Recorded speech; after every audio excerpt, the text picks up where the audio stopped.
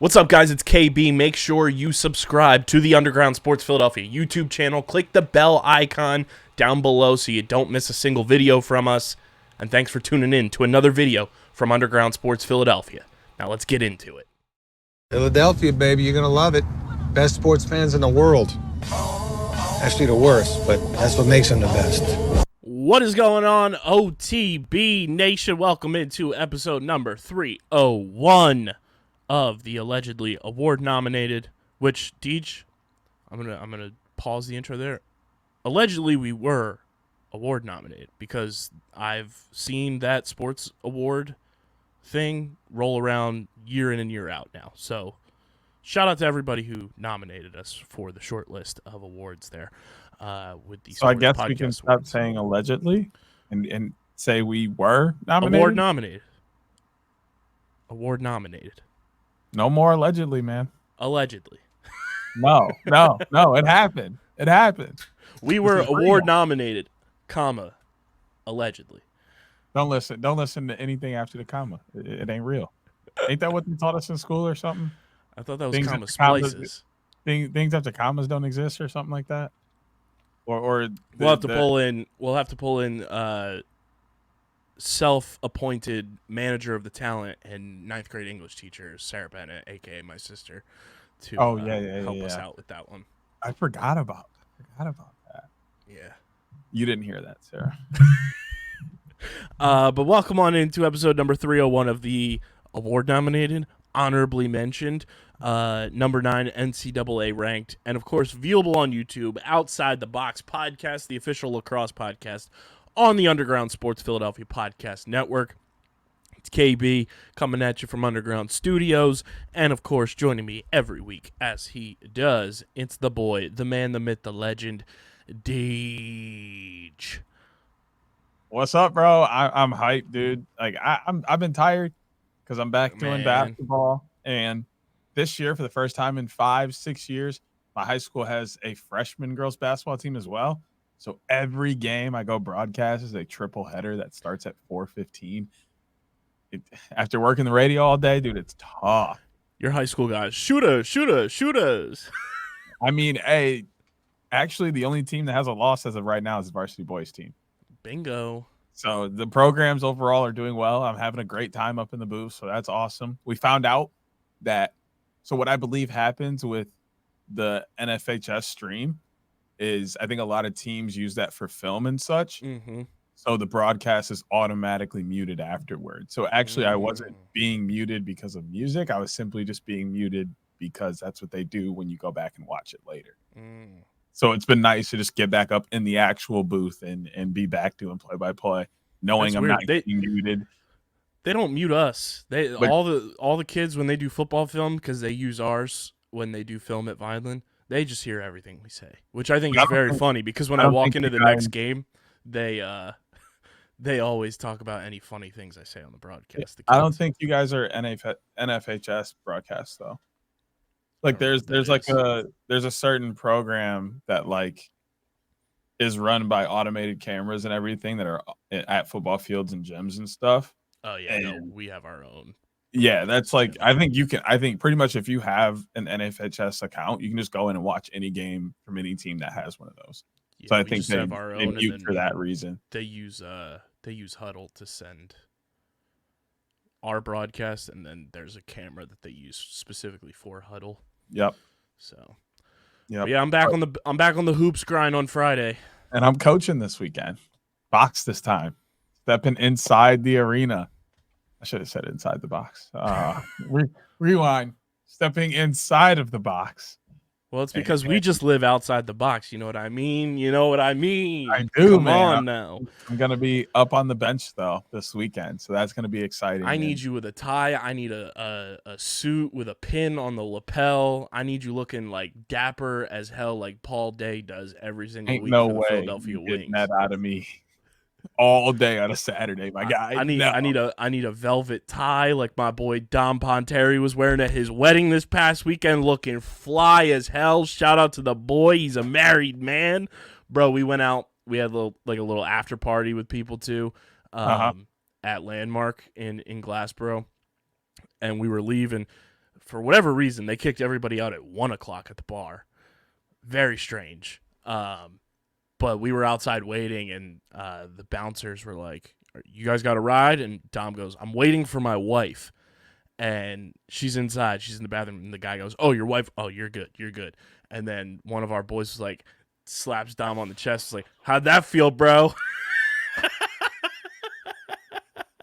That felt good. I know it did. It felt amazing. So shout out to the boy, Dom, a married man. He's the second Underground Sports Philadelphia. Well, technically third if you want to count, because obviously Matt is married to my sister. So that's a little just in-house marriage right there. But Dom's second actual podcaster on our network to tie the knot. So shout out to the boy, OG co-host of this show. Was the reason that we started covering lacrosse. Gonna be 3 soon. I know. Shout out to boy Stevie Mac. And then there's like 5 of us that are just out here rocking solo. LIVIN living. You hear me? Living. But After shout out to the boy, night, man. I want to do a lot of living. Shout out to the boy Dom, though. The wedding was unbelievable. Matt and I will be talking about it a ton as well on the main pod if you want to hear some fun stuff from there. But wedding was great. Monica is amazing, and Dom is the boy for life. So shout out to the married couple, the Ponteris. But let's get into what we got. We got a lot of lacrosse to recap. We got a lot of lacrosse to talk about. I think we're just going to dub it because they are no longer a team in current existence. I think our lacrosse conspiracy segment, Deed, should just be called ChromeFoil Hats. Any theories that are just like outlandish or could be true, like that's what it's going to be. ChromeFoil Hats, which we've got a ChromeFoil hat this week. That right now, didn't you? Yep. Mm-hmm. It doesn't have to pertain to Chrome / the Denver Outlaws anymore. It's widespread. They ain't got booth chemistry like us. We out here. I knew as soon as you said that, I was like, that literally popped in his head as he started talking. We on some Lil Wayne shit. The coach in the booth called me John Gruden, but not really.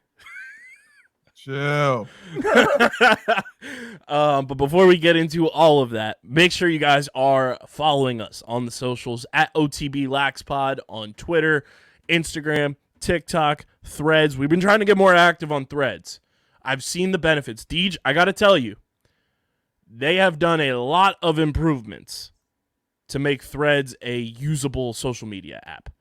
I know Casey has figured out the algorithm on there for F1 because they are popping on there. Our F1 podcast has almost 3,000 followers, if not already 3,000 by the time you guys are listening to this, which I think part of it is because the UK until Thursday the 14th does not have access to Threads. It's not legal because of like social media monopolization, because it's owned by Meta and everything. So they had to like have leaps and hurdles and everything. So the official F1 account is not on Threads right now. So they have gotten the jump start over the official F1 account, which is amazing. But we are on Thread. They have implemented tags. Hey, you know what's crazy is they might be considered the official F1 Truly. Thread page. Truly. So we might had not somebody even tweet to follow them on Twitter and said, y'all hold F1 Threads together. What if F1 Threads, like F1 makes a Thread page and people are like, nah, you're fake. Frauds. Like, nah, bro. You took too long. Fraudulent one. These people over here, though, they hold it down. But they've implemented, you can use one right now for what is hashtags, but it's just tag, so that you can get like an algorithm going with your content. There's a following tab and a For You tab. I think the coolest part is you can post up to 10 photos and videos in a single post, very much like Instagram, which is very useful. But yeah, we're on Threads, so go follow us. It's the same username at OTBLaxPod. Follow Deej on Twitter at SCS_NextGreat. Follow me at KBIZZL311, KBIZZLE11 on Instagram and Threads. Subscribe to the podcast feed on Apple, Spotify, wherever you get your podcasts. Leave a 5-star review on both of them. Goes a long way for helping the show continue to grow. Lets us do more dope stuff. makes us seem that much more legit and become the people's podcast like we already know we are. So go subscribe wherever you get your podcasts in audio form. And, of course, subscribe to the Underground Sports Philadelphia YouTube channel, youtube.com/@UndergroundSportsPhiladelphia. It's where you get full video episodes of this show every single week. You get full video episodes of every show on our network every single week. It is truly almost a 24/7, 365 content hub with shows that are just coming out every single day. You get clips, shorts, live streams. If you keep subscribing, OTB Radio may be a thing, so keep it coming. Our number one live stream of the year on YouTube was OTB Radio, so if you want it, keep subscribing. We are currently, Deej, at 668 subscribers on the YouTube channel. We need to get to 700 before the ball drops on New Year's Eve. Keep subscribing. Keep boosting those numbies over on the YouTube, and let's make our YouTube like one of the go-to sports YouTube channels to come to. And of course, get your merch. PHI Apparel Company, the best merch partners in the game. They are working on getting our merch up for all the people asking about the Duck merch. Like we mentioned last week, our boy Tyler, our merch partner at PHI Apparel Company, just had a baby. So he's working diligently while also juggling the duties of being a dad, which is obviously priority number one. But go to phiapparel.co, check out the OTB merch, check out the Underground Sports Philadelphia merch, and if you're a Philly sports fan, check out all the Philly sports merch as well. And when you go to check out, use code Underground for 10% off any and all merch orders. Most effective and direct way to support us. If you want to see Deej and I travel more, if you want to see us, create more dope content in person with people, get your merch. It really does help. It goes a long way. And when you get your merch, post it, tag us, we'll repost it, all that good stuff. We'll post it on our social channels and tag PHI Apparel Company as well. But it's phiapparel.co, code Underground, 10% off your order. Deej, let's get into it. The Week 2 recap. Week 2 in the NLL was a wild, wild time. A lot of unpredictability, a lot of teams just showing off in the early goings and making a statement, if you will. Week 2 went a little something like this. The Toronto Rock continued to have the Philadelphia Wings number. They win 11-7. But the big story, obviously, in that game is Blaze Riordan gets injured. He is now out 4 to 6 weeks. Holden Cattoni did not play in this game because he is also injured, got injured in that opening game against the Riptide. He's out 3 to 4 weeks. So the Wings down 2 big pieces of that offense. We'll talk about that when we preview their upcoming game this week against Albany, but a huge loss to the Wings offense with the captain being out, and they lose 11-7 to Toronto. The Albany Firewolves play a little spoiler in the first game of the season for the defending champs, and the Firewolves win at home 17-13 over the Buffalo Bandits, with tons of Bandits fans in attendance for this game, and Albany says, "Hello, motherfucker," and pulls the upset big time. What a win for the Firewolves, now 2-0. The Georgia Swarm take down the Colorado Mammoths 16-10 and pop off in big fashion to start their season. The Rochester Nighthawks, led by an 11-point performance from friend of the pod, Connor Fields. What a performance by the boy. The Rochester Nighthawks go to Saskatchewan and win on the neon green Nickelodeon slime turf 16-14. The San Diego Seals start off their Super Season 2.0 with a bang and take down Deej's Calgary Roughnecks 12-9. And then in overtime, first overtime game of the year, the League Pass team of the pod for this season, the Las Vegas Desert Dogs, hit a buzzer beater and then win in overtime 11-10 on the road against Panther City to get their first victory of the season. Deej, what stood out to you in Week 2? What are some things you took away from the second week of this NLL regular season? That I am off to more than just a slump, and the parity in the league is much higher than it's ever been before. Like, Anybody can be beat. Like seriously, we're at that point, not in the year. We're at that point as a league where anybody can be beat on any given day. Look across most leagues, most sports, there's those teams that are at the top that people can't beat unless they're having a bad day. When you look at the games this weekend, the teams that we thought were going to win, the teams that a lot of people thought were going to win these games, the favorites in some of these games, played good lacrosse. Mm-hmm. Sure, there were mental mistakes and things, but that's normal. You're going to have turnovers. You're going to have mistakes. You're going to pick up penalties. These are all normal parts of lacrosse. They didn't do anything that was abnormal. They didn't play bad. Yet teams beat them because they came and played better. That is what we need in the league. We don't need this huge disparity like we saw the last couple of years where Albany could go out and play the best game they played all year and wouldn't even sniff close to what Buffalo was putting out. Now they go out and do that, and they win by 5. It looked like they were playing 2 different sports last year. Oh, man. Are you two kidding? Teams as yeah. They were so far apart. And now Albany's winning by 5 and looking good while doing it. It wasn't a sloppy game by either side whatsoever. Like, I'm here for that. And you know, you look at the Calgary San Diego game, everything everybody thought it was going to be a vintage rivalry. Yeah, it's a fantastic rivalry. It's getting off on great footing. And then you have Georgia, complete underdog, walking in and absolutely at home mopping the floor with Colorado. I mean, my God, that was probably the biggest surprise to me. Is like, not surprised by what Georgia did because I know who's on their team. There's a reason I picked them other than just going back and forth with you as a your league pass team. League pass, yeah, man. Woo! Yeah, there's a reason I went with them as my league pass team other than going back and forth with you. They have a lot of really good pieces and arguably have, once again, the hottest goaltender on the planet right now in Brett Dobson. So it's not it was nowhere near from super far. And few and far between. This was something that could have been done from the beginning, and they just made it look really easy. And that was the surprising part to me, is they kind of just washed the floor with Colorado. It would have also been really nice to know going into this that Dylan Ward was not playing. Yep. That changes a lot. That changed everything.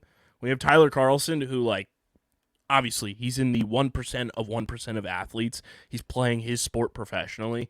But there is and I think Tyler Carlson would tell you this, there is a big disparity between Tyler Carlson and Dylan Ward. More than just big. Makes a huge difference in this game when you have guys, like you said, on that Swarm team, like Lyle Thompson, who has an 8-point performance to start the season. When you have Brendan Bomberry, friend of the program, putting up 6 points and having a hat trick. When you have Jordan McIntosh dishing out 3 assists, when you have Shane Jackson going 2-2, when you have Andrew Q having one hell of a game, 1 goal, 6 assists, when you have Seth Oakes going 3-3, when you have Brady Kiernan going with 2 goals, Jeremy Thompson scores a goal, you have Zach Miller with 3 assists, you have Adam Weideman with an assist in this game. Like, that makes a difference. If Dylan Ward's in there, no offense to those guys, I don't know, maybe Brendan Bomberry doesn't have a hat trick. Maybe Seth Oakes doesn't have a hat trick. Like, Dylan Ward can absorb some of those goals, and that makes a huge difference in that game's outcome. Does Georgia still win if Dylan Ward plays? Who knows? Maybe, but we'll never know. It's like the Kanye video. I guess we'll never know.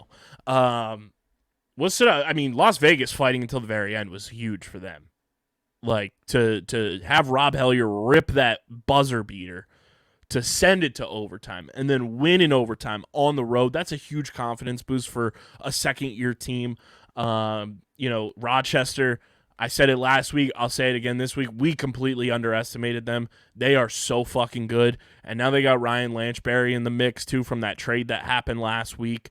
As we were recording, and we just didn't even get to talk about it, but Ryan Lanchberry going to Rochester helps improve that offense that, we felt like was missing a couple pieces with the departure of Thomas Hogarth. That's going to help big time to have a young stud like him in the mix with Fieldsy, with Ryan Smith. Rochester, I feel confident right now, and I know it's 2 weeks. I feel like Rochester's 100% going to make the playoffs if they continue playing like this. And Fieldsy, what a fucking game from him.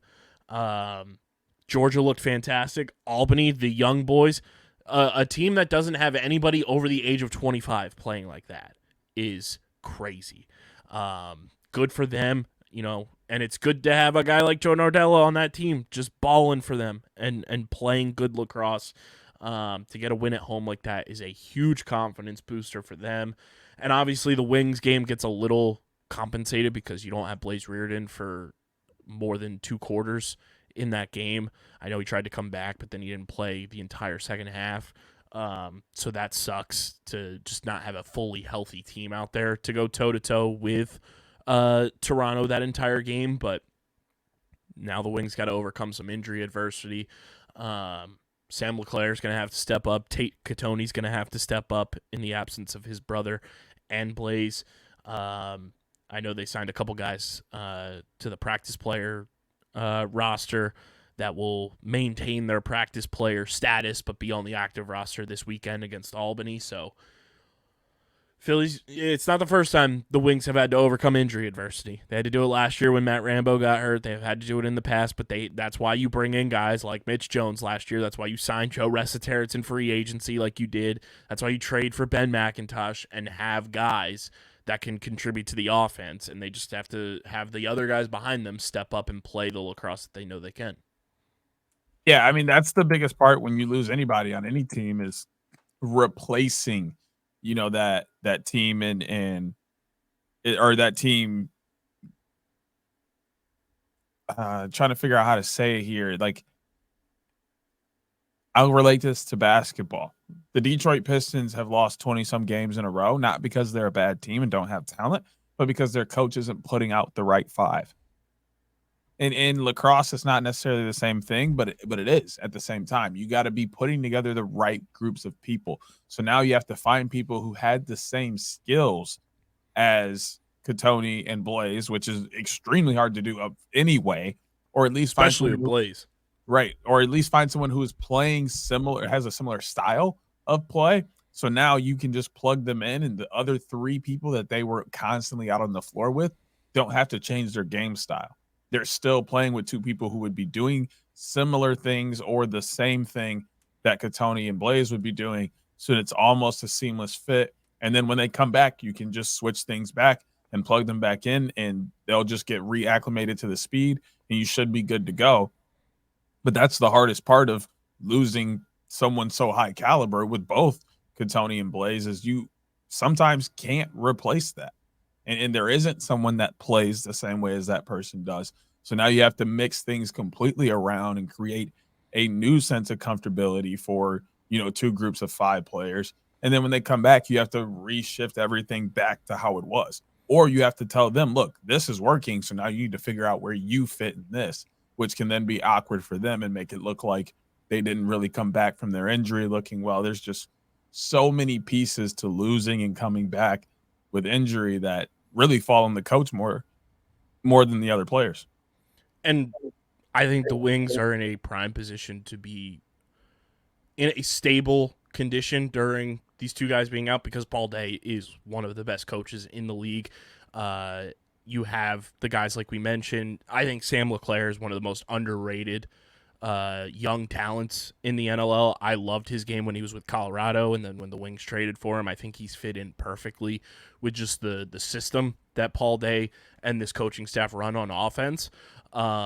I know they signed Tanner Buck to the practice squad, and he got elevated to the active roster, maintaining his practice player status, so that's a immediate reinforcement right there.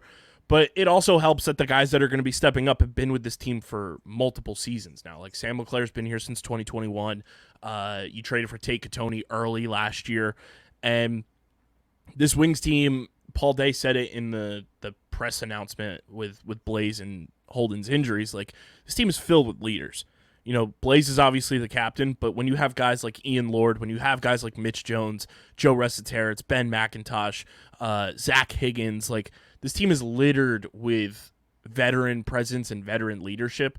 And I think if it's a younger team that loses superstars or a captain like that, it's going to be harder to bounce back. But the Wings being this veteran-savvy team, I think it's one of those things where it's like, hey, boys, like we got to step our game up. We know what we have to do to win games and what we have to do to accomplish the goals we have for this season without our captain on the floor, without a big, trade that we made with Holden Cattoni, trade acquisition, that's the word I'm looking for, not on the floor for the next couple of weeks.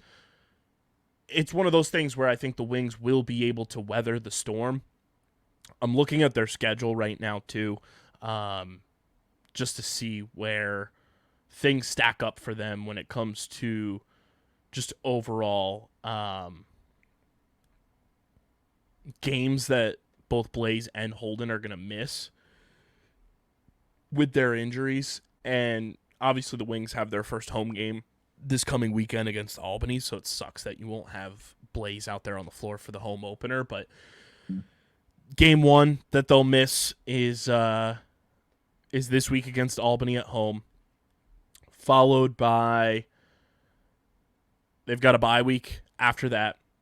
So that's 2 weeks there for Holden, and he already missed this week, so I don't know if that counts in the designation of the injured reserve because he got placed on injured reserve this week, so I don't know if that also counts towards it. But let's say it doesn't, just for semantics. One game, bye week. Then they have a game Friday, December 29th at Halifax. That's 3 weeks. So that's the minimum designation out for Holden Cattoni. 4 weeks would be the following week. They play at the Wells Fargo Center Sunday, January 7th. You could see Holden Cattoni potentially back for that game. And then Blaze would potentially, I think at the soonest, be back January 13th at home against Saskatchewan. Other than that, maybe they hold Blaze out to get fully recovered because the Wings have another bye week after that. And then their next game is Saturday, January 27th at home against the Seals. I could potentially see them holding Blaze out to just have him fully healthy because 4 to 6 weeks in the NLL, that's a long injury designation, so I'd rather Blaze be healthy. But you mix in those bye weeks in there, that's non-game action that they're missing. So it's not that many games that both of those guys are realistically going to miss. It's at max for Holden 3 games that he'll miss, which is huge, obviously. But it's not, half a season. It's not a 3/4 season injury. And for Blaze, it's a max 4, maybe 3 that he misses as well. So while on the surface, those look long, in the NLL, it's a little different because it is a week-to-week league, and you're only playing 1 to 2 games a week, potentially, at most. And the Wings have 3 games that are obvious locks that those guys are going to miss. So it's a matter of kind of just managing through 3 games without Holden Cattoni and Blaze Reardon, and at max for Blaze 4. And that's a long time, for them not being on the floor, not playing, not having that consistency, and really just energy being let off and playing that you get from playing the game. And then for the team without them and trying to figure those things out for the coach, keeping in contact with them and making sure they're okay on the mental side of things and keeping them updated on how the team's doing and what's going on and what their ideas are moving forward, but also for them in trying to stay focused on what they have out on the floor and how they can win those games and not getting caught up in that, man, I really wish, these guys were here, or we would have won that game with these guys, or we would have had an extra 5 point. Like that's a line of thinking you don't want to fall down. But it's hard. Yeah. It's also one of those things, too, that, like, at least for Blaze's situation, because I'm not sure where Holden lives, Blaze lives in Philly. You're telling me Blaze isn't going to show up to practice every single week when the boys are home. He's going to be around the team, which is huge. And, that's just a sign of a good captain as well. So you're not going to keep Blaze away from the team, and he'll be around them, which is nice. But, it's just a matter of weathering through that storm of not having 2 high-octane goal scorers for you. And I'm fully convinced Tate Cattoni and Sam LeClaire are going to step up in a big way. So keep an eye on them while those 2 guys are out. But Deej, shall we move to the NLL Week 3 preview? It's brought to you by Tomahawk Shades, because you got to have the clearest vision in the game to preview a week of the NLL action, from sunglasses to blue light glasses to ski goggles, and of course, prescription lenses. Tomahawk Shades has you covered with the best eyewear in small batch form for a fraction of the price of the big eyewear companies. Tomahawk Shades just comes through. They're the most comfortable sunglasses that Deej and I have ever worn. Deej wears them when he's coaching. We both wear them when we're driving to our day jobs. I wear the blue light glasses all the time when I'm editing, when I'm watching the NLL on TV to protect my eyes from those harsh blue rays. You guys can get your own when you go to tomahawkshades.com or download the app in the App Store, Google Play, and fill up your cart with sunglasses, blue light glasses, prescription lenses, and if you're into skiing and snowboarding, get your goggles. And when you go to checkout, use code USP for 25% off your order at tomahawkshades.com. Not to mention, Tomahawk Shades is part owned by two former lacrosse legends in Kyle Harrison and Chris Hogan. So go to tomahawkshades.com or download the app in the App Store or Google Play. Use code USP when you check out to get 25% off your order. Smaller week this week, Deej, on the schedule. Only 5 games. We got Friday night lacrosse. Friday night lacrosse after dark. That's like one of those Wheel of Fortune like before and afters. Because Friday night lacrosse after dark. Mix it all together. And we've got Saskatchewan at Las Vegas this week to kick off week 3 of the NLL. Then we've got Saturday matinee lacrosse at the Wells Fargo Center. I unfortunately will not be there because the boy, the man, the myth, the legend, the original producer of Underground Sports Philadelphia, Tyler Steinbrand, is getting married this weekend down ashore. So I will be at his wedding. It's wedding season, everybody. But the Wings play at 1 o'clock. I'll be doing my best to keep up to date with everything on social media before I get to the wedding, because the wedding's not till 4:30, but to drive to Philly and then have to drive all the way down to the Jersey Shore, the correct Jersey Shore, not the North Jersey Shore, would just not be feasible in any sense. So I will be doing my best to keep up on social throughout the game between Albany and Philly. Then 7:30 p.m. Eastern Time on Long Island, the Halifax Thunderbirds come into New York to take on the New York Riptide. And then 7:30 p.m. Eastern Time as well, we've got a clash of titans as the Buffalo Bandits raise their championship banner against the San Diego Super Seals. And then on Saturday at 10 o'clock p.m. Eastern Time, all the way out in British Columbia, in Vancouver, the Vancouver Warriors host Lyle Thompson and the Georgia Swarm. All the League Pass teams in action this week for us. The Wings in action, the Riptide in action. It's a beautiful week of lacrosse. Deej, what stands out to you for week 3? What are some things you're looking forward to, and what are some keys to some teams claiming victory over their opponents? Well, I mean, the biggest one of them all is my favorite game, San Diego Buffalo. That's the one I'm probably looking most forward to when you think about the banner going up and all the star power between these two teams. It's insane on the offensive sides for both sides. Defenses are good.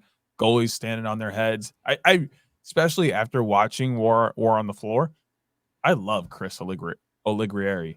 Like, he's a dog. Dude's a dog. Like, he's a dog, and he steps up every time that San Diego team needs him. So that's going to be fun. Seeing Saskatchewan try and bounce back after Vegas pulls out a tough win. They're looking to be on the up and up. Halifax, New York. I don't know what to expect from the Riptide, but I think Halifax is going to run away with that one. And I think it goes to them offense. They just have to push offense, go hard. Their offense is so good. Like, if I'm Halifax, I'm looking to score once every 2 possessions. Like, we should be scoring every other possession. That's how good our offense is. And I kind of want to see them take the best shot. I think not even just this year, but even the past few years, sometimes they take the first shot or the first couple shots, and they could have worked a pass or 2 more or 3 more and gotten the best shot out of the possession. and most likely scored on it. I think, not that I don't love the Riptide, not that I don't think New York's a good team, but I think they're one of the teams who gives you the opportunity to find your best shot.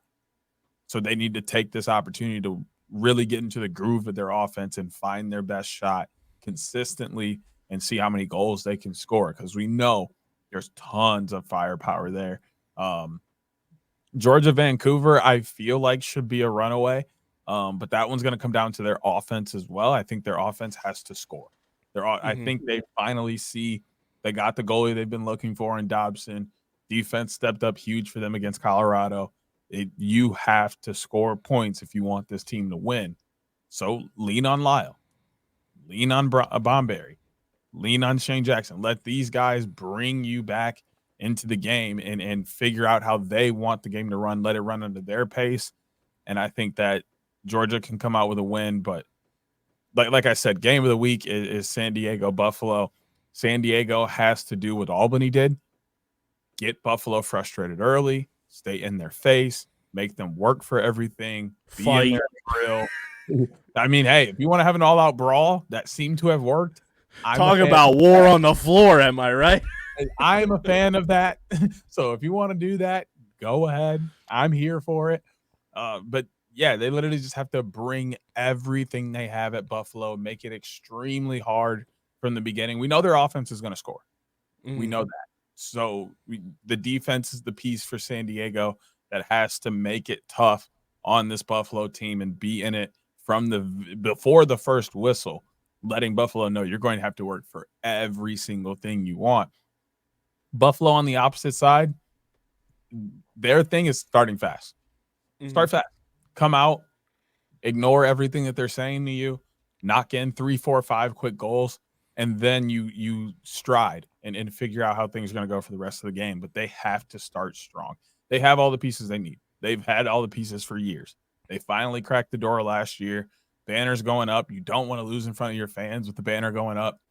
Now's the perfect time to just dig in and play 60 good minutes of lacrosse. Yeah, I think some things I'm looking forward to this week.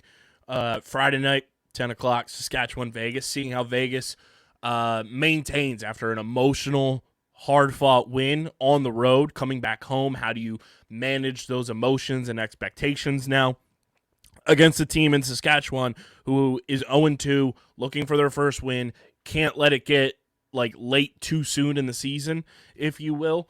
Because if you fall to 0-3 like this early, that's not ideal in a unified standing situation in a league where Deej and I were talking before we started recording. Like, we didn't even realize like how important score differential was going to be with the unified standings, which is like so on brand for us because we love score differential impacting any sort of league in terms of tiebreakers and everything. Saskatchewan needs to start fast. They need to be on that Halifax prescription of scoring every other possession if they want to find success in this game. I think that's going to be a hard-fought battle between those two teams. Philly-Albany is a classic, good old-fashioned rivalry game. That's going to be a lot of fun. I would love if Brett Manny is in the stands now that he's retired. Will he root for the new Wings, or is he sticking with the boys? Shout out to the boy on his retirement. We obviously talked about that, but that would be cool if he is in the building. That game's going to be a lot of fun, seeing the young guns of Albany going into Philly, a hostile environment as it always is for Wings home games. And you're getting a Wings team that's 1-1, getting those fans back in the building once again, being loud and proud as they always are at 1 o'clock as well. It's going to be a beautiful matinee game. Halifax and New York. Just as much as you said Halifax needs to be scoring every other possession, I feel like the Riptide need to be calculated with their possessions. In that opening game against the Wings, there were so many shots that they just fired off trying to score and frustrate Zach Higgins. They need to be more calculated with their shots. They need to be more accurate with their shots. Does it get easy against Warren Hill? Absolutely not. That's why you need to be calculated. The Riptide have an offense that can score with any team in this league. But if they're just going to take misguided and uncalculated shots during a game, that's just an absolute recipe for disaster for them. And if they want to be in this game, they've got to be pinpoint accurate with the shot selection that they're taking. I agree with you. San Diego Buffalo on paper is the game of the week. You get Max Adler versus Trevor Baptiste. You get two high-powered offenses. You get Bandit Land with a banner being raised. It's going to be all-time vibes. And then Georgia Vancouver, I think, is going to be sneaky, like, finesse lacrosse, if that makes sense. From Lyle to Adam Charlambides with Vancouver to, Baller with Vancouver and just this new-look Vancouver Warriors team. They're looking for a win. They're going to be hungry. Georgia's coming off a big-time win at home. They got to travel cross-country now for most of those guys, so we'll see how the travel impacts them. But I think that game is kind of sneaky fun, and I'm looking forward to seeing how that plays out. I think if you had to give a top 3 games of the week, it's obviously San Diego Buffalo. I think it's Halifax New York is probably number 2, and then I think Friday night Saskatchewan Vegas might be number 3. Really? Let me see. And that's no slight to my Wings. It's just a 1 o'clock game. It's no Blaze Reardon. That sucks. And then it's just a matter of, is Albany for real? Or is this kind of just an early season like Jekyll and Hyde? We're seeing the good of the young guys. Will the Wings defense and a Zach Higgins be able to put together now 2 weeks of film on this team and frustrate some of these young players on offense? Oh, that was the part I was talking about. I just don't know. Like, I can't tell if Georgia Vancouver is going to be a better game because, like, I can't ever count out Lyle Thompson not being exciting. I just don't know which one of those two goes in the 3 spot. I think it's definitely San Diego Buffalo, then Halifax New York for 1-2. But then the 3 spot is either one of those games because there's a lot of intriguing pieces. Frank Skiggs still looking for his first win as a rush. Las Vegas looking to go 2 in a row. Georgia looking to stay perfect. Vancouver still trying to find their first under Kurt. Like, story pieces on every side of that. Yeah, there's a lot to take in this weekend, which makes it fun. And it's 5 games that are spaced apart pretty properly. Obviously, there's 2 games going on at 7:30, which stinks, but pull up that double box and you'll have yourself a good old-fashioned time Saturday night at 7:30 p.m. Eastern time. Get that popcorn ready for that doubleheader right there. Before we get into, I feel like we got to add this now to the pick segment, Deej, but I'm pulling it up right now, just the standings, which I think this is something, we try to think of, like, we have Squire 6s and everything. I think our picks need to be named after somebody, both NLL-wise for NLL picks and then PLL-wise for PLL picks, and it's like the blank standings, and that's the winner. So we'll figure that out. Leave it in the YouTube comment section who you think we should name our NLL picks after and our PLL picks after. But I went into week 2 3-2. You went into it 2-3. Was not a great start for either of us, as all 3 of the Wings, Buffalo and Colorado, fell. Panther City also falls, so we lose that game there in overtime. But I came out on top with the flip picks as Rochester and San Diego came through for the boy. So I go 2-4 in week 2. Deej puts up a duck egg. See what I did there? And goes 0-6. So going into week 3, Deej, you stand at 2-9. I am sitting at 5-6 on the season, which leads us to a little trip down to the pick pond for our NLL Week 3 Picks of the Week, brought to you by the homies over at Kenwood Beer. It's beer money time. Kenwood Beer, the official beer partner of Underground Sports Philadelphia and the Outside the Box podcast. It's 4.1% ABV, just 120 calories, only 8 grams of carbs. It's available in the Pennsylvania, meaning Philadelphia and Pittsburgh, in Maryland, for all you Terps fans, all you Blue Jays from Johns Hopkins fans, all you Towson people, all you Loyola Maryland dogs, and of course, New Jersey, available in all those areas. You can go to kenwoodbeer.com and use the Kenny Finder to see who has it on tap, or you can get it at your local liquor store, and you can go to kenwoodbeer.com and get these kick-ass pint glasses available now. They've also got new merchandise this holiday season. Ships super fast.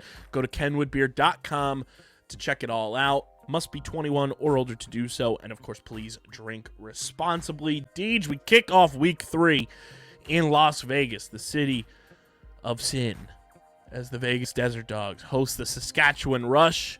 This is a doubled-up League Pass game for your boys, so you know I'll be locked in. How do you see Vegas and Saskatchewan playing out as the 0-2 Rush look for their first win, and Vegas looking to go 2 in a row?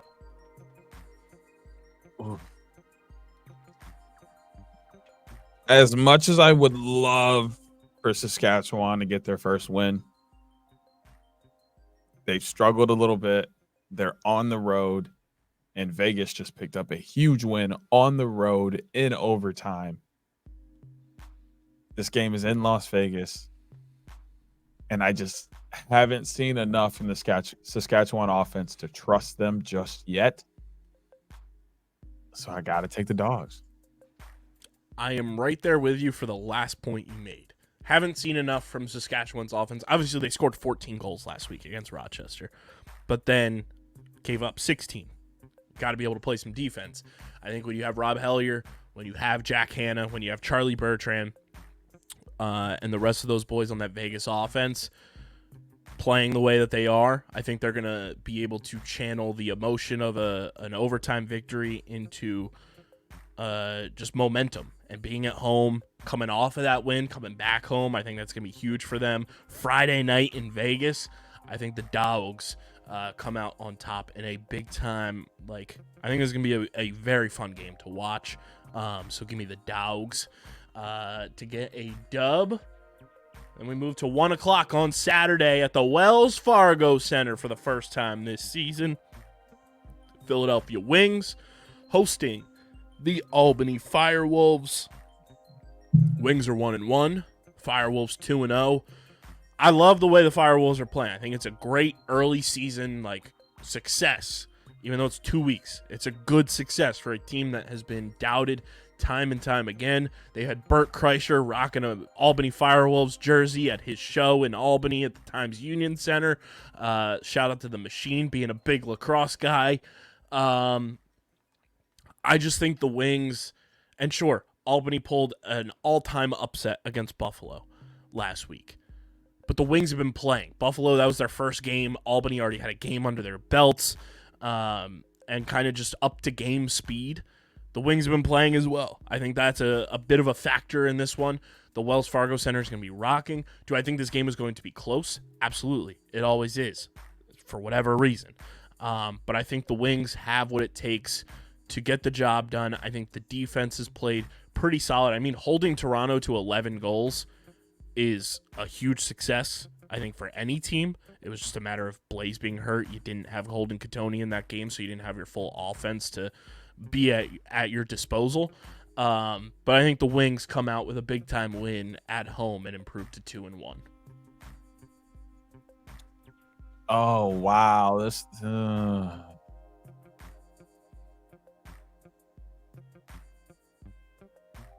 I'm going to do it. First split game of the week. I'm going all. Wow. It wasn't too tough of something for me. They're 2-0. Rochester's 2-0. I think they're the only two teams that are 2-0. They are. And do you know why Albany is so far ahead of Rochester? Goal differential, baby. They're outscoring people by 6 goals. And they have the second most goals in the NLL right now. Only behind Rochester by 1. I like Albany to go out and score. And I don't know that the Wings can keep up without Katoni and Blaze. Do they still have a lot of good offensive pieces? Absolutely. But I don't know if they can keep up with the scoring power that we've seen from Albany so far against arguably the best defense in the league. The team that just won the NLL and returned to pretty much everyone and their waiting Hall of Fame goalie. They put the most points up this year on them. Nobody has scored more than Albany just scored on the defending champion. I got to take them over Philly for now. Fair That hurt point. a little bit. But do you agree with my point that I made that Buffalo hadn't played yet? Wings have, so that kind of plays a factor in my decision for sure. Absolutely. We head out. We head out to Long Island, where the New York Riptide are hosting the Halifax Thunderbirds. A little storm a brewing, thunder hitting the water. How do you see this one playing out in what I feel like is kind of becoming like one of those matchups that feels like a rivalry, but it's not a rivalry just yet? It's almost like how, like, perspective-wise, it's like when the Eagles play the Vikings. Feels like they play each other every year, and it's always like a fun game to tune into. Feels like New York and Halifax a bit.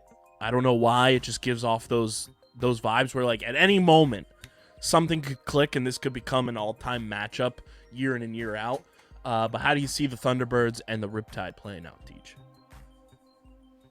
Pretty much for the same reasons that I don't see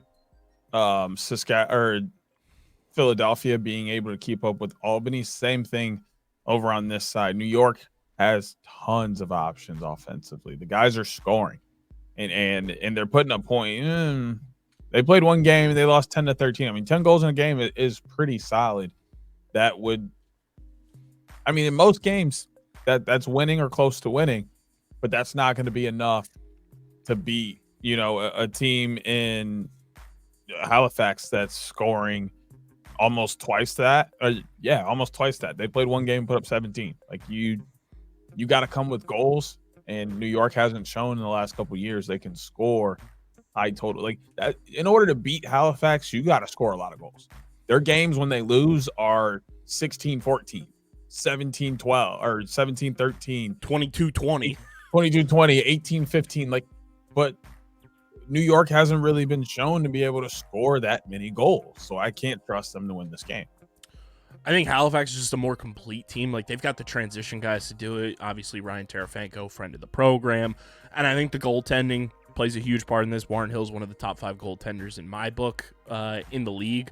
So give me Halifax to get a big-time road W over New York. Then we move to the game of the week.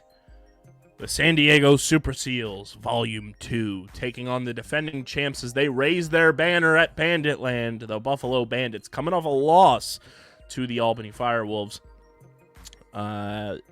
This game is tough. I don't know how it's going to play out. It's going to be back and forth. But I think Buffalo's got a sour taste in their mouth from losing to Albany the way that they did. They're going to have that home crowd behind them. They just can't let the emotions of a banner raising overtake the task at hand. But in a close game, I'm going to rock with the defending champs. Give me Buffalo at home. Ooh.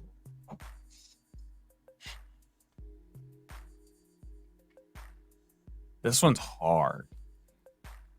I think it's going to be one of the hardest games for us to pick all year. Yes, not because these two teams are just that good, because, I mean, they are, but San Diego opened the year with a tough game and won. And now they have a second one that they have an opportunity to win again. On the road. Buffalo opened the year with a game that many thought they had in the bag, and then ended up losing. So both these teams have absolutely nothing to lose and everything to gain. But the piece you said about them losing last week to Albany the way they did, it sticks with a team like that. And these players will come out and make a statement. And I just don't see them losing on banner racing night. I don't see it. Yeah, I mean, I also need Chase Frazier to score all the goals because I don't know if you saw the Buffalo Bandits put out their goal song list today. Chase Frazier's goal song is Fat Bottom Girls. That is the most Chase Frazier Yes. thing we could have gotten this year. And also shout out to Matt Spanger. His goal song is Liddy by Meek Mill. I like that. We've got the final game of the week, 10 o'clock p.m. Eastern Time, out in Vancouver. The Warriors hosting Lyle Thompson, Shane Jackson, Andrew Q, and the rest of the Georgia Swarm. Deej, how do you see your League Pass team playing out west in the final game of the week?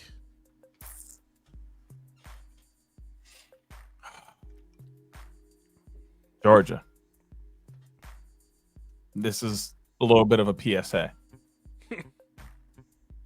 You scored 16 goals week 1 on a team that just went to 2 straight NLL championships. If you embarrass me by losing to the Vancouver Warriors,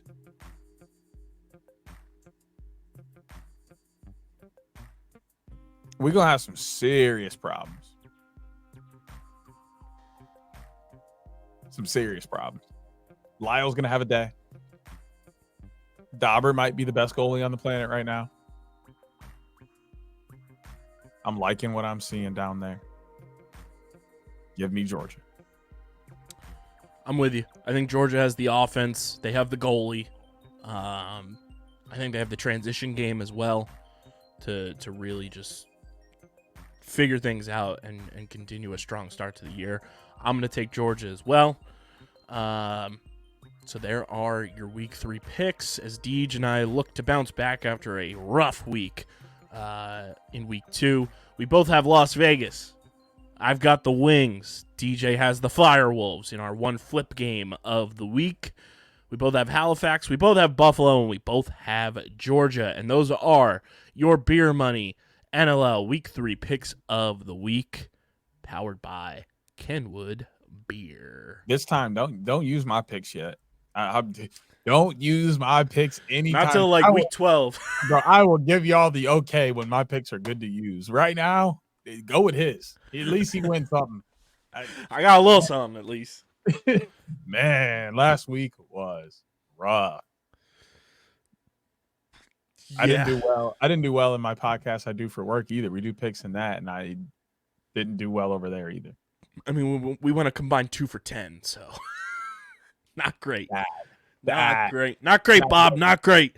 That's not even not great. That's bad. No, Don't even cap with the people. That's bad. We won't do y'all like that again. Yeah. Let's everybody strap in. We're gonna create a graphic for this, very much like if you listen to Streamer Season, we do the streaming platform Multiverse News and Notes. We have a whole thing that pops up on the screen. We're eventually going to create that for this show to just implement it right away. But everybody strap in, please. Look above you and reach for your ChromeFoil hats as we embark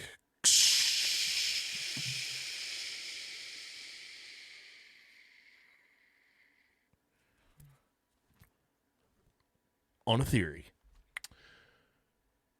It was announced this week from Tom Curran, who covers the New England Patriots in the NFL, obviously, that one Bill Belichick will not be returning as the head coach of the New England Patriots after the season, allegedly. Allegedly. Is Bill Belichick on the move? We've seen memes. We've seen Photoshops. D just seen him in an Alabama polo. Seen him, a lot of talk about the Washington Commanders and him going closer to the Naval Academy, coaching in the nation's capital, even though they play in Maryland. Well, but oh yeah, they play. Yeah, sorry, I was thinking about the other two that are getting moved to Virginia. Could we see a theory that we've had in the bank, at least I have personally, and have been wanting to propagate for quite some time? I don't even know if I properly used the word propagate right there, but pretend I did. Could we see Bill Belichick hang up the football cleats, hang up the clipboard, and don a Lacrosse team's logo on his chest in the near future? Could Bill Belichick, known investor in the PLL, take his talents on the road all summer long and be coaching in the PLL in 2024? Does he stop investing if you do that? If he does that? That I don't know. Isn't that some kind of conflict of interest or something? Like, I mean, it's for the players, by the players. Why not for the that- coach, by the coach? That's true. That's true. Bill Belichick in the PLL, at some point in his career, makes too much sense not to happen. Could it happen as soon as 2024? Deej, your thoughts? Does he go to the Cannons? My biggest thing is I think it's closer to happening than people think. I agree. I think it's closer. I think that's closer to happening than him doing something else in football. I agree. That's my biggest thoughts on it. Is I think he wants to. If he's done with football, he's done. Like, I don't think he wants to coach anywhere else. I think his idea of coaching in the NFL was, hey, I'll ride this thing, see what I can do here and in New England, and see what my career turns out to. And it turned out to be what it was. And somewhere along that coaching line, he was like, look, this is it. I'm going to ride what I got here. When I get pushed out of here, I retire, whatever the case is going to be. I'm done with football. And I think there's a possibility he makes his way over to Lacrosse. But then again, he could just kick his feet up and say, fuck everybody. I'm going to do what I want. I think he's probably got 2 to 3 more years of football. He'll go to another team to prove that, like, he still got it and you don't have this. No, I'm saying from his perspective. Like, how Brady went to Tampa Bay. I'm going to go and prove that I can play without Belichick. Belichick potentially is going to go coach the Commanders. Maybe he goes to Tampa Bay because I don't know if Todd Bowles survives down. I don't think any coach in the NFC South survives this season. Maybe he goes to Tampa Bay and follows in Tom Brady's footsteps. I think he coaches 2 to 3 more years in the NFL to kind of remove this 2 in whatever season that the Patriots end up having from everybody's minds. And after that, you're telling me in 2 to 3 years, Deej, we don't have another expansion team in the PLL known as the Chesapeake Bayhawks? And Bill Belichick is your head coach of the Chesapeake Bayhawks in the PLL? And then you have a fun rivalry of Belichick's past versus his past of the Chesapeake Bayhawks and the Boston Cannons being rivals once again? I think that is the likely outcome. Is Bill Belichick coaches 2 to 3 more years in the NFL. Obviously, he and Paul Rabel have a beautiful relationship. He gets on the phone with Paul and says, hey, Paul, how long until the Chesapeake Bayhawks come into the PLL? Paul tells him, hey, coach, give it X amount of years. The job is yours. And then Bill Belichick makes one of the biggest sports splashes in modern sports history, becomes the head coach of a professional lacrosse team. That's going to be all over SportsCenter. Adam Schefter is going to be talking about it. Ian Rappaport is going to be talking about it. NFL Network is going to be talking about it.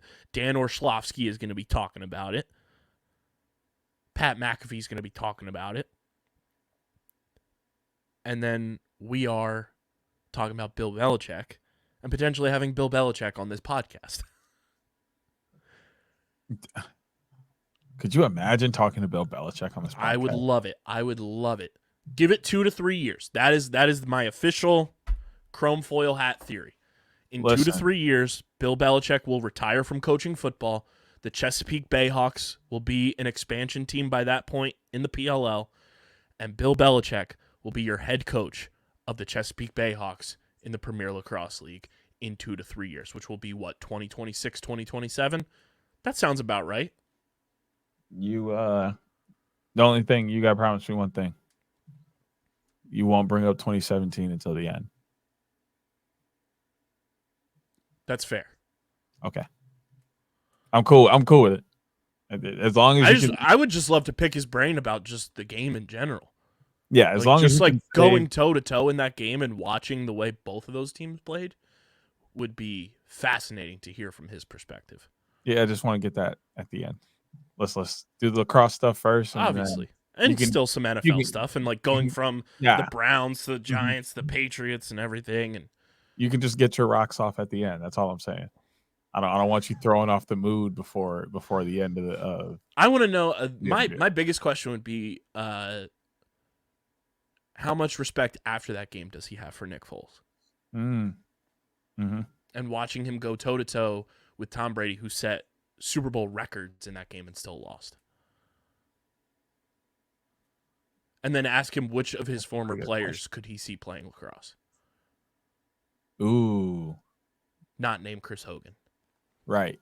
That's a cop-out answer. Because you know who I think would be really good at lacrosse if they focused on it as their craft? Malcolm Butler? No, but close. The McCourty twins. Oh, yeah. I feel like they would be really, really good at lacrosse. Randy would have been good. Oh, yeah. Just his hand skills alone. Randy would have been insane. Wes Welker would have been good, too. Yeah, I was going to say Wes. Edelman, Amendola. Didn't he have Deion Branch? Didn't he have Brandon Spikes? Yeah, he was a linebacker for them. He'd be a good deep pull. Brandon Spikes would be a great pull. Gronk. I would be more scared. I would be more scared of Brandon Spikes than I would Graham Hossick. And that's not a slight at Graham Hossick. That's the fact that Brandon Spikes is a maniac. Yeah. Yeah. Like I would rather dodge on Graham Hossick than Brandon Spikes. At least I'll come out alive against Graham. I might be hurt, but I'll be alive. Brandon's gonna kill me. Gronk would be a dog. Oh yeah. Yeah, that's just like Travis or Aiden Hutchinson, Jason, all those guys are kind of in that same. Mike Gesicki would probably be very good at lacrosse. I forgot he's now a Patriot. This is the first year I didn't have him in fantasy. That's the only reason I don't know. His whole Dolphins career, he was on my fantasy team. You know the sport Mike Gesicki actually played before football? He's a swim Central Jersey guy. No, he's a volleyball player. Oh, that's sick. Men's volleyball goes hard, actually. So it explains his ups. Athleticism, yeah. It explains a lot of his athleticism. But yeah, could Bill Belichick be on the move? Official my stance is he's going to coach in the NFL 2 to 3 more years. The Chesapeake Bayhawks will then be an expansion team by that time, and the first head coach of the PLL iteration of the Chesapeake Bayhawks will be one Bill Belichick. Or who would be his offensive and defensive coordinator? I was just going to say maybe it's Danowski, and they bring in Belichick as the offensive coordinator. Did Matt Danowski play for the Bayhawks in the NLL? Oh, who did he play for? Was it the Bayhawks or was it the other team, the other blue team? I'm going to pull it up. It might have been the Bayhawks. That's actually a really good question, but I could see Belichick being a really good offensive coordinator. Yes, he did. Danowski, head coach. He played for the New Jersey Pride, the Long Island Lizards, the Charlotte Hounds, and the Chesapeake Bayhawks. The Hounds was the other team. Chrome. The Hounds was the other team I was thinking of when I said blue team, but I couldn't get the name out. He also played for the Colorado Mammoth, Rochester Nighthawks, and Philadelphia Wings. I could see him being head coach. I like that. And then Belichick being offensive coordinator. He played attack when he did play. Or D coordinator from his football defensive brain and like scheming up some interesting. He could. I feel like he would be more comfortable and more excited to coach offense and do attack stuff. Like I kind of like that. I'll revise my theory. I like that. This is the combined theory. Give it 2 to 3 years. Belichick will still be coaching the NFL for the next 2 to 3 years. Chesapeake Bayhawks, expansion team in the PLL. Matt Danowski becomes head coach of the Chesapeake Bayhawks. hires Bill Belichick as his offensive coordinator. Maybe D. Or defensive coordinator. Who's the other coordinator for the Chesapeake Bayhawks in 2 to 3 years? That is probably the hardest part. Oh. Okay. Maybe Belichick does get hired as D coordinator and he brings Deemer Class as his offensive coordinator. Oh. Let him cook. Yeah. Let my boy cook. Yeah, that's it. Oh, man. Oh, man. That's good. Matt Danowski, Deemer Class, Bill Belichick. Josai and other billionaires and millionaires out there, they're settling down with cities soon.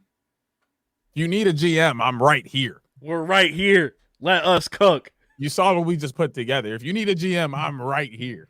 This radio stuff, done with it. Done with it. Let us cook. I'll put together a squad. That's a coaching staff right there. Like, man, what? There it is. Do you want to say 2026 or 2027? It would be 2027, technically, because it would be the summer. Yeah. So here it is. Official statement. Bill Belichick will retire from coaching in the NFL in 2027.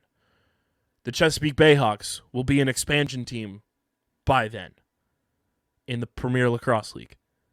Matt Danowski is hired to be the head coach of the Chesapeake Bayhawks, former Bayhawks player. He then hires Bill Belichick to be his defensive coordinator and former PLL pro, Deemer Class, friend of the program, to be his offensive coordinator. And there is your 2027 Chesapeake Bayhawks coaching staff in the Premier Lacrosse League. Presented to you by Outside the Box Podcast, the official podcast of the... Because where's Deemer Class from, Deej? Because it also makes sense. Virginia. No. Baltimore, Maryland. Yep. Where did Deemer Class play in college? Duke. Where did Matt Danowski play in college? Duke. Where does Matt Danowski coach right now? Duke. It makes too much sense. Let us cook. Let us cook. Chefing in the kitchen. That's a good call by you. Thank you. That's a good call with Deemer Class. I don't have too many good calls, but that one I did right. 100%. So there is your ChromeFoil hat theory of the week. The Chesapeake Bayhawks in 2027 will be an expansion team in the PLL. Matt Danowski will be their head coach. Bill Belichick will be their defensive coordinator. And Deemer Class will be their offensive coordinator. And it will be incredible in 3 to 4 years when we look back on this clip and we are proven correct. Or, in the weird chance that we are not, it will be very funny to look back on how hard we cooked on this theory. For literally the fucks of it. If this doesn't play out, this was all for fucks. And it was awesome. We just created a whole team. We just went full-blown video game mode. Like down a whole separate universe that doesn't exist. But we brought it into existence. Whoa. One day there will be a lacrosse video game and we'll be able to just create dynasties and we'll be able to just make Bill Belichick. Oh my. Yup. This will be a thing one day. EA, Ronnie 2K, hit us up. Real life or not, it's going to happen. Bill Belichick will be coaching a lacrosse team. You just wait on it. Wow. It'll be like NCAA 14 and you get to be in coach's mode. I've been watching a handful of the NCAA stuff on Facebook or YouTube. And I don't know who takes the time to create current players and load them into the game. But somebody does it for all 126 FBS D1 schools. That's insane. But they're doing it, and people are simulating this year's playoff and all that. Dude, I love it. Michigan's winning most of them. So, well, one of the most entertaining things from the Pandy Wandy was when Big Cat was doing his coach's mode with Coach Doug's, and they found the real Coach Doug's and hired him at Barstool. which was dope. It was nuts.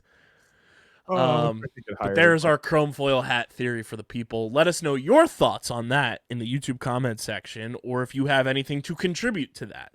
Who do you think would be the face of Matt Danowski, Bill Belichick, and Deemer Class's Chesapeake Bayhawks in 2027? Let us know. Bro. Brennan O'Neill. No, you know who it's going to be. Because that's in 3 years? Mm-hmm. Who's going to be draftable in 3 years? Are you saying Joey Spallina? Yes, sir! Cook them, bro. Yes, sir! Cook them, bro. Cook. Let us cook. Cook. And by then, they probably can finesse something to get BO off of Denver. Still speaking that into existence because there's no way BO doesn't. Bro, they're gonna have Joey Spallina and Lyle Thompson on the Chesapeake Bayhawks. I was gonna say that too. Like, man, tell me Belichick ain't gonna try to recruit Brendan Nickturn either. Oh, you know he is. He's gonna go get Matt Landis. Facts. He's gonna get Johnny Cerdick. Yup. He's been at a whole military squad. Thomas Rigney about to come out of retirement. They could have called him the Chesapeake Bay servers. Sorry, guys. We got to postpone our game this week. They're off on duty. Sorry, guys. They're going to because by then, some of them might be done from active duty. With service, yeah. And they still going to be in playing shape because you got to be in shape for the military. Got to be. That's wild. They ain't going to let you die on their account. That's crazy. Not because you out of shape. Right. You can't sue them because you couldn't breathe out there. Right. You get shot. That's wild. Yeah, let us know your thoughts on the 2027 Chesapeake Bayhawks created by the Outside the Box podcast in the YouTube comment section. And now that we have most of the list, let's talk about the PLL Top 50 list. It is a wild, wild time. Most of the list outside of the top 3 has been announced. We'll go through each list and the top 10, obviously, to kind of just put in perspective.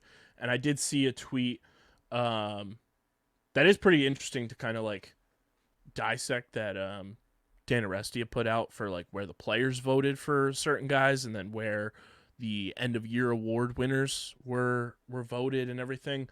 So here is the PLL Top 50 List. Looking a little sound like this, as Swiss Beats would say. Sound. The number one thing I always look at, too, for these lists is friends of the program on the list, which is always fun to look at. So we'll go number 50 to number 41. Number 50, friend of the program, kicks us off. That is Troy Ray. Charlie Bertrand at number 49. Ethan Walker at number 48. Friend of the program, Ryan Drenner at number 47. Friend of the program, Jared Newman at number 46. Friend of the program, number 45, Mike Chanenchuk. Number 44, Matt Moore. Friend of the program, number 43, Dane Smith. Ben Randall at number 42. And friend of the program, Latrell Harris at number 41. Deej, your thoughts on that first grouping there that was announced a few weeks ago?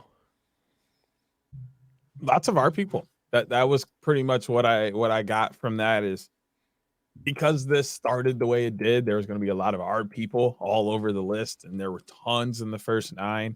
A lot of people felt some kind of way about, a handful of people that were out there, but realistically, because of what we were seeing in this first group of 10, I'm starting to get a grasp on how guys are ranking players based upon what they believe to be most important and how they value skill based on what guys are contributing in certain ways.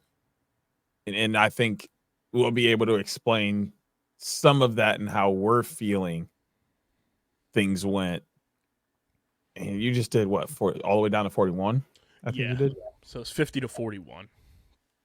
So like the Dane Smith thing, right? We talked about this a little bit last week. Like, it's mainly that we know how good he is.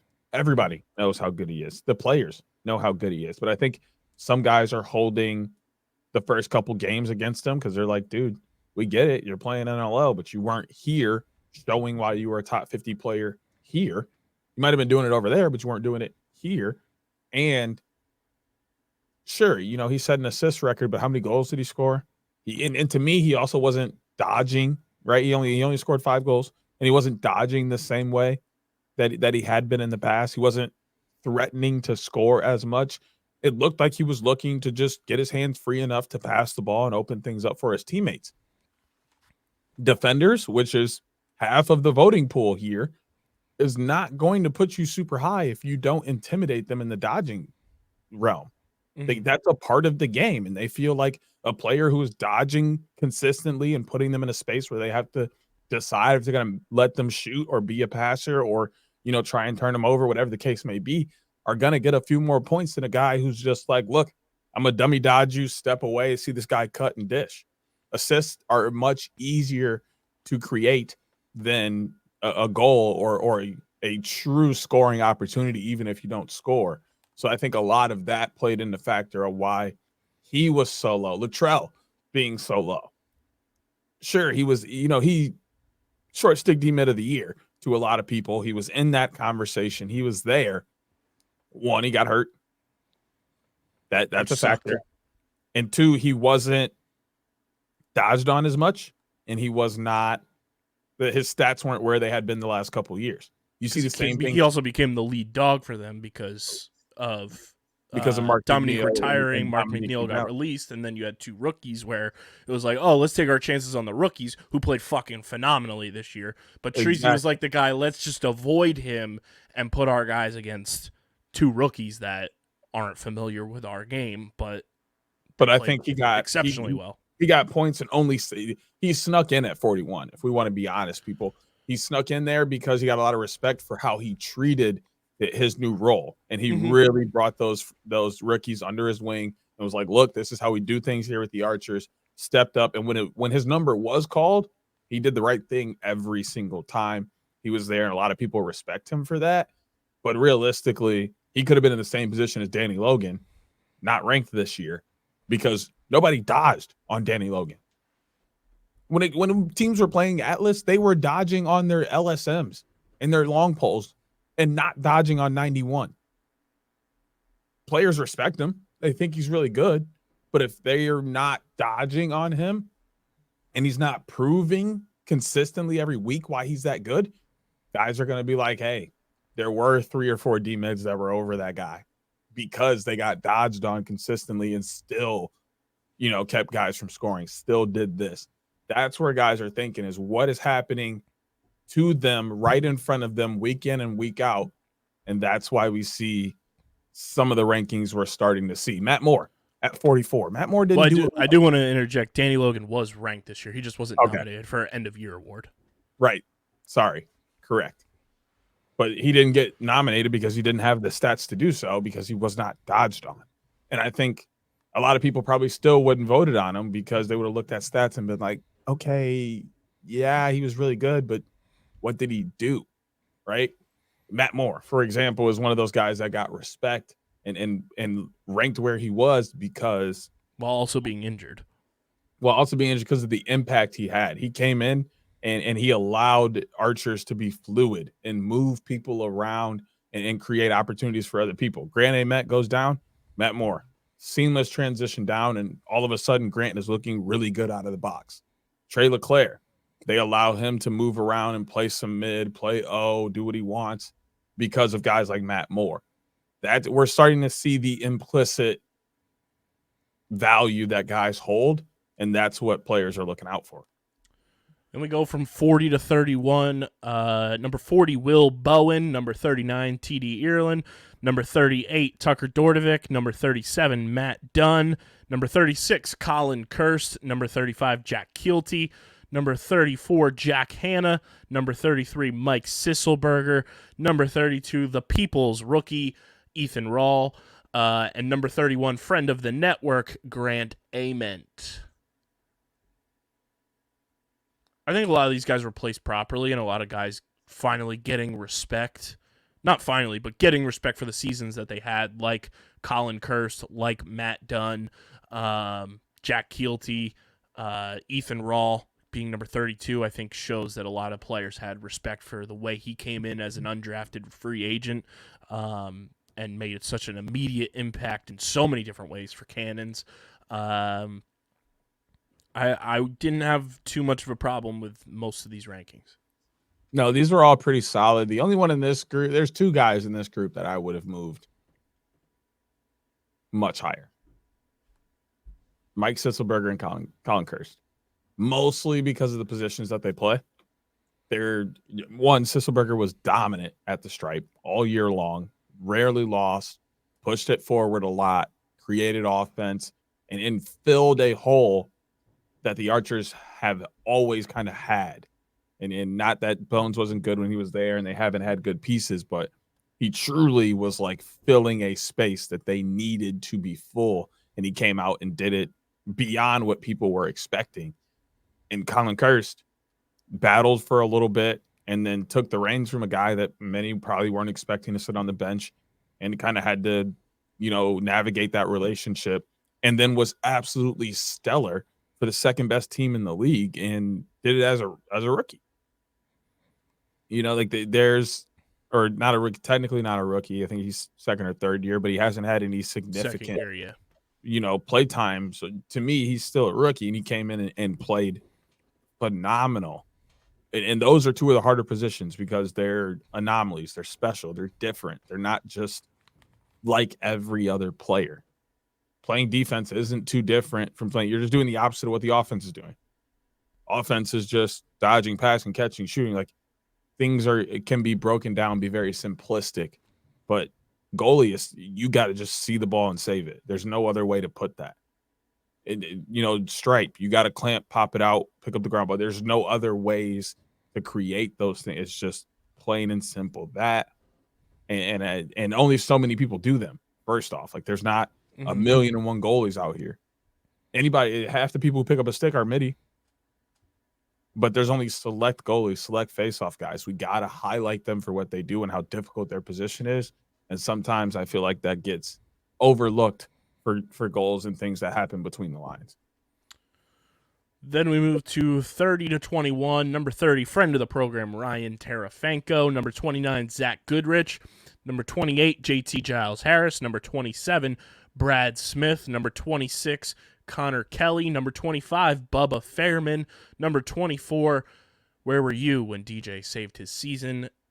RP Tree, Rob Pennell. Number 23, Chris Gray. Number 22, friend of the program, Dylan Ward. And number 21, first time outside the top 10 in his career, friend of the program, Matt Rambo. These were all pretty solid to me. Like, all of these guys started the year really well, or like had really nice stretches of the year where they were playing like top notch. Nobody could really beat them, but they all came back down to earth. They all kind of settled back down. Like Connor Kelly, Brad Smith, Tarafanko, Rambo were like solid for the first 3 or 4 weeks. I mean, top 10, top 15 players in the league every week. And then they kind of were brought back down to earth after that. And we're just playing solid lacrosse. Not bad, but just solid and not great either. So like that's kind of just how I felt about this entire, set of guys. JT, Rob, Chris Gray had a 3, 4, 5 game stretch during the middle of the season where they were lights out. And then they, came back down toward the end of the year. So you're starting to see that distinction between the top 20 and the rest of the group, where it's like, okay, the rest of these guys had points and periods where they were really, really good, but these top 20 guys were good all year and consistently good and with it every day of the year. Yeah, I think the only one that got hurt by being out in this run was Dylan Ward, because what a fucking season he had. Water Dogs until the championship were undefeated when he played. So, I mean, him being out from, obviously, the NLL championship, and then he had a baby, so he missed time on paternity leave. So, outside of that, I mean, for Dylan Ward to still come in and miss, 4 or 5 games this year, to come in at 22 just shows you how special of a season he had, and that just shows you the players valuing being available for your team. Then we go from number 20 to number 11. We got Zed Williams at number 20. Defenseman of the Year, Garrett Epple at number 19. Danny Logan at number 18. The People's Goalie of the Year, Brett Dobson at number 17. Mac O'Keefe at number 16. Friend of the program, Connor Fields at number 15, who, if I'm not mistaken, had the biggest jump on the list of anybody who was ranked last year to this year. He went from 44 to 15. Friend of the program, homie, the boy, Kieran McCardle at number 14. Friend of the program, Jack Rowlett at number 13. Zach Courier at number 12. And Jeff T at number 11. This is going to be weird to say. The only one I had a problem with on this list is Zach Courier. To me, he should have been top 10. I agree. All of the different things he's asked to do for the Water Dogs and then does them week in and week out. Take faceoffs, play defense, play offense, score goals, dodge, get assists, pick up ground balls, don't turn it over, help us clear. They're literally asking him to do everything short of save the ball. Like literally everything short. And even then, he'll do that. And yeah, I say he probably will get in front of a shot here and there. Like they're literally asking him to do everything short of be goalie. And he's delivering on that. I don't see how other teams, other players aren't seeing that, which I know they are, but like giving him a few more props for that because there aren't guys on other teams that are being asked to do that much. There's some polls that are being asked to, do some faceoffs and help in the transition a little bit, but they're not being asked to take entire offensive possessions and be a main dodger. They're not being asked to go back and play D and stop one of their best midfielders. Not being asked to be at the stripe and fight for every ground ball. Like we got to give him some flowers and credit for what he's doing. But 12 is solid, and the amount of archers that we're now starting to see on the list is more synonymous with what I would expect. We're up to, I think that's 7 now. The amount of archers on the list. Give me 1 second. Yep. Pull it back up. 7. 3, Fields, Mac, Brett, Grant, Mike, Matt, and Latrell. Yeah. But then, you look at the cannons, they've got Ryan, Colin, Jack, Ethan, Zach, Bubba. And then they got a couple more coming up soon as well. So I guess that's pretty solid, actually. Water Dogs have quite a bit, too. Ethan, Ben, Dylan. Jack, Connor, Dylan, Kieran, Zach. So they're at 7, too. Those 3 teams are kind of dominating top 50. And, I mean, look at the year. Can't say those top 3 weren't having dominating players week in, week out. And now we've got what we have of the top 10 ranked. The only ones not announced so far are in order the top 3, but we know who those players are. We can all assume. But number 10, Michael Earhart. Number 9, Ryder Garnsey. Number 8, Josh Byrne. Number 7, Graham Hosick. Number 6, Asher Nolting. Number 5, Marcus Holman. Number 4, Trevor Baptiste. My only problem with this list is Earhart. I'm a D guy. I like LSMs. But if we're punishing other guys for missing time, why isn't he getting punished for missing time? That's like why I have a problem with it. Not that he isn't a good player, doesn't deserve the spot, didn't show it when he was playing. But if we're going to charge other guys for being injured and missing time and not having the stats, or being out in the NLL and not having the stats, where is the same energy with Earhart? He did fall from last year. He was number 5 last year, number 10 this year. But I think this comment on Instagram sums it up perfectly. And everybody at home knows we have hella respect for Michael Earhart. Like, he is one of the classiest dudes that we have the pleasure of covering week in and week out during the PLL season and during the off season and everything. But I think this sums it up perfectly. This comes from at T_Hawks19 on Instagram. All respect to Earhart, but he had a pretty lackluster season compared to other LSMs. Ethan Rawl had 5 times as many caused turnovers and more ground balls. I get that Earhart is one of the GOATs of the position, but I don't think he earned top 10 this year. And I think that's how a lot of people felt about the LSM of the Year award as well, is that we're not saying he isn't a great player and didn't do things that would normally warrant that. But when you look at other guys that were out and doing things, his season just wasn't up to the par to win those awards and get this kind of recognition to our eyes. Mm-hmm. I love that Ryder. I say this is a player voted list, so they obviously saw something that we didn't from a different perspective, and respect to that, and their views are correct because they're allowed to feel that way. I love that Ryder's finally getting the respect he deserves after not being ranked the last 2 years, which is just criminally insane that he wasn't ranked. So good for the boy. Josh Byrne, friend of the program, falls from number 6 to number 8. I think that checks out, that Josh Byrne comes in the top 10. He was dominant when he was on the field, and was a huge spark when he came in after the Bandits championship for that chaos offense. And number 8 feels right. Graham Hossack at number 7. He moved up 8 spots from number 15 to number 7 this year. Asher Knowlton goes from not ranked to number 6. Makes a ton of sense. Had an MVP caliber season. Marcus Holman jumps from number 39 to number 5. So I think he actually may have had the largest jump over Connor Fields' jump from 44 to 15. Again, MVP caliber season. What a year for Marcus Holman. And Trevor Baptiste just falls 1 spot from number 3 to number 4, which leaves us 3 players left, which everybody kind of knows who they are. It's Tom Schreiber, it's Michael Sowers, and it's Blaze Reardon, which, Deej, this all but confirms, I think for the very first time in his career, Will Manny left off the top 50 list.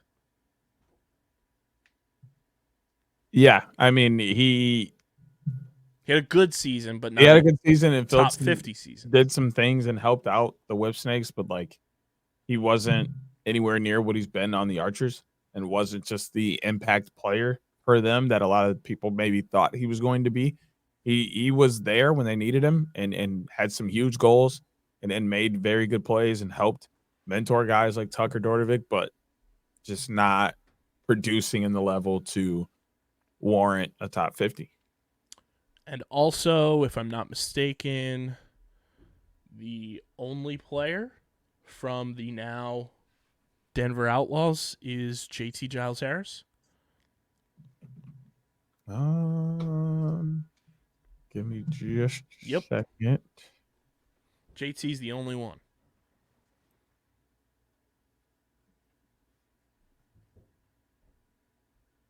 Yeah. Yeah, I guess so. Makes sense. He's easily the best player on that team. Mm-hmm. I love that Drendog got his flowers. He deserves it. He had such a bounce back year. You want to talk about a non-injury comeback player of the year? Ryan Drenner. Easily one of the nominees in my book. Love that Troy Ray is finally getting the respect he deserves. Jared Newman has gone from top dog to overrated to underrated now, and he's getting the recognition he deserves. But I think most of this list is pretty spot on and accurate for the most part, and we'll see how the top 3 play out between Captain America, Philly's own Michael Sowers, and arguably Philly's own Blaze Reardon as well. Where do you think it ends up being ranked? How do you see the top 3? I think we both agree that Tom Schreiber is going to be number 1. Yes, Schreiber's number 1. Part of me wants to say Sowers because of how they're valuing goals and him going to back-to-back championships and what he did every week. He was one of the top 5 scoring in fantasy almost every week. Like, guy was on point. but guys have so much respect for Blaze and what he does in the net in comparison to what he does in the winter, to playing forward and the way he commands the Chaos team and the defense and is always in the right spot, makes the saves he shouldn't make, gets out in transition and allows offense to be created off of his side of the ball. Like, he does a lot of really good things. So I don't think I can pick a 2 or 3. I think the players lean Sowers. I think it's Sowers Blaze. Yeah, I think it's going to end up being Tom Schreiber, Michael Sowers, Blaze Reardon. And that's no disrespect to Blaze at all. I just think that's just how it's going to play out, where the two teams that made it to the championship have the top 2 players. And that's what makes sense in my book. Let us know your thoughts on the top 50 in the comment section. Keep it nice, though. Let's be nice. Let's be nice. Let's not be tired. Let's be nice. Because y'all don't want me to get negative. Yeah. We are going to try and get a meeting of the minds, if you will, for a future episode on this whole college lacrosse clamp face-off thing. It can be dedicated to a whole episode. I'm going to reach out to Chef Jerry Raganese and the man, the myth, the legend, Greg Gorenlian, to see if we can get them on a future episode to talk about this, because they are much more knowledgeable as a whole in that department, obviously, than we are. It's absolutely insane, and we have been and will always be pro face-off on this podcast. The crazy part is, yes, I'm definitely pro face-off, but I would not hate this at high school for my team. And on that note, everybody, make sure you subscribe. At least we would have an opportunity to pick up the ball. That's going to do it for this episode of the Outside the Box podcast. But I'm definitely all for the face-off. I don't want it to go anywhere. I don't. It would be nice, but I don't like it could benefit my team. Like, if it happened, I wouldn't necessarily complain in terms of coaching my team. But then when it comes to summer, fall, box, PLL, anywhere else, college, I will be a full complainer because the game isn't as cool then. Yeah, we're going to get them on to talk about all of that. So make sure you guys subscribe and follow us on the socials at OTB Laxpod, Twitter, Instagram, TikTok, Threads, Facebook.com/UndergroundSportsPHI. Follow Deej at SCS_NextGreat on Twitter. Follow me at KBIZZL311. Subscribe to the podcast feed on Apple, Spotify, or wherever you get your podcasts. Leave a 5-star rating and review. It goes a long way for helping this show continue to grow and helps more people find OTB as a whole. And subscribe to the Underground Sports Philadelphia YouTube channel, youtube.com/@UndergroundSportsPhiladelphia. Subscribe. We need to get to 700 subscribers or more by the time the ball drops on New Year's Eve. We are currently sitting at this portion of the podcast at 668 subscribers. That means 32 more of you that I know you're not subscribed and you're watching this part of the episode. Subscribe to our YouTube channel. Just click the subscribe button, smash the like button, ring the bell icon, comment down below your thoughts on our ChromeFoil hat theory, and anything else that comes to mind while you're watching the episode. Enjoy this weekend of lacrosse. Get your merch at phiapparel.co, code underground for 10% off your order. Once again, congrats to the boy, the man, the myth, the legend, Dom Ponteri, on his wedding and his marriage to Monica. And we'll be back next week breaking down everything that went down in the NLL, anything that goes down in the PLL. Also, we'll talk a little bit more about the Cole Williams, Connor D. Simone trade. We both tweeted about it. Deej and I both love it for both teams. But until then, this has been episode number 301 of the allegedly award-nominated, honorably mentioned, number 9 NCAA ranked, and of course viewable on YouTube, Outside the Box podcast, the official lacrosse podcast on the Underground Sports Philadelphia Podcast Network. For Deej, I'm KB. Enjoy the NLL lacrosse this weekend. We'll catch you guys next time. Peace. Peace.